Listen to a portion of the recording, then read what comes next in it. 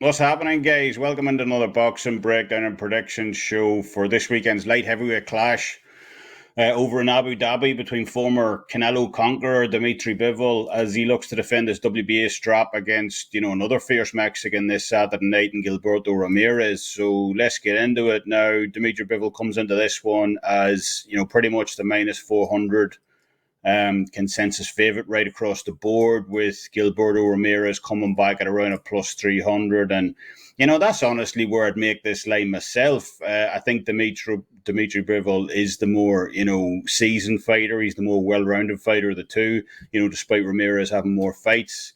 While Ramirez is undefeated and he's got over twice the number of victories than Bivol does, he's never really, stepped it up. He's never really operated at the same level as Bivol. Unieski Gonzalez is a good fighter, very slick Cuban. Sullivan Barrera is a good fighter. Probably operating at the twilight of his career at this stage. Jesse Hart, Maxim Vlasov, and so on. But, when you compare those names against one of the best fighters in the entire sport right now, and Dmitry Bivol, this represents a huge step up in class for Gilberto Ramirez this weekend. Saying that, it's not like I don't give Ramirez a chance in this one, though.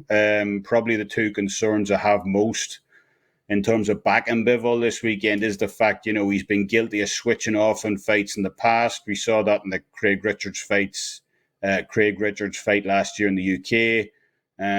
Joe Smith Jr. almost caught him napping late a couple of years ago as well. So, just like in the Canelo fight, Bivol needs to be switched on here for the full 12 rounds. Ramirez carries a ton of power, definitely enough power to trouble him in this one, especially those body shots as well. And that's my only other concern for Bivol in this one, is that kind of punishing combination body attack of Ramirez. Ramirez, despite being the bigger man in this fight, he gets low when he gets in at mid-range. He likes to rip off those kind of hard, short combinations to the body.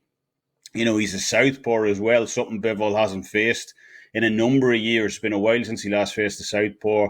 And that body attack of Ramirez could be key here. He put down Sullivan Barrera in their fight with multiple hard shots to the liver.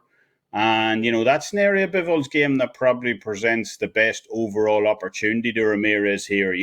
Shooting around that high guard of Bivol's that, should Ramirez be able to close the distance on him, could present opportunities to the body that will allow him to deliver those liver shots downstairs and hurt Bivol in this fight. But, that'll be easier said than done here. Bivol, while I'm not a fan of that shell guard overall with fighters, and that's one that he employs, he does offset that with absolutely terrific distance control. Gets in and out of range. He's got underrated head position and movement as well, where he looks to kind of, push the opponent's head out of the way, and then pivot off to the side. So, for Ramirez to have a chance in this fight, I personally believe he needs Bivol to kind of have an off night here. Bivol's data in fights is absolutely ridiculous.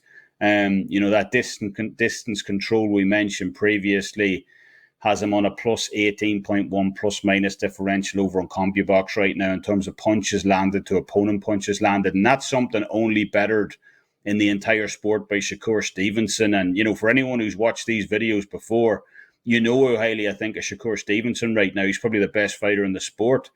And it's only in that category. So, outside of that category, Bivol sits, believe top 4 in total jabs per round, top 7 in connect percentage, number 1 in jab connect percentage as well. I mean, right across the board, this dude is absolutely elite. I said it before the Canelo fight in that breakdown, where we cashed those 7-1 tickets on him. Don't sleep on Bivol. He's one of the best fighters in the sport. And on his day, he's one of the best pound for pound. So I like Bivol this weekend. I do expect him to win.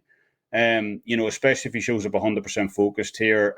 I honestly believe if that's the case, he can make this look quite one-sided. But, my only concern, as I said earlier, apart from that body attack or Ramirez, is the fact Bivol is now looking towards an absolutely massive undisputed clash next year against Artur Beterbiev.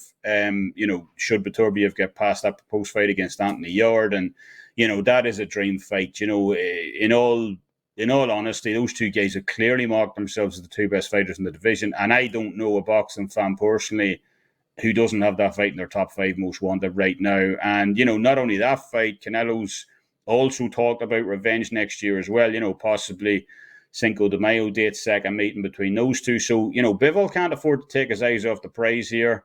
He's got a huge future, so much on the line, but he has to remain focused on this one. But, if he is, I just believe he's got too many wrinkles to his game for Ramirez. So I'm going to take Dmitry Bivol to win this one by decision on Saturday at -175.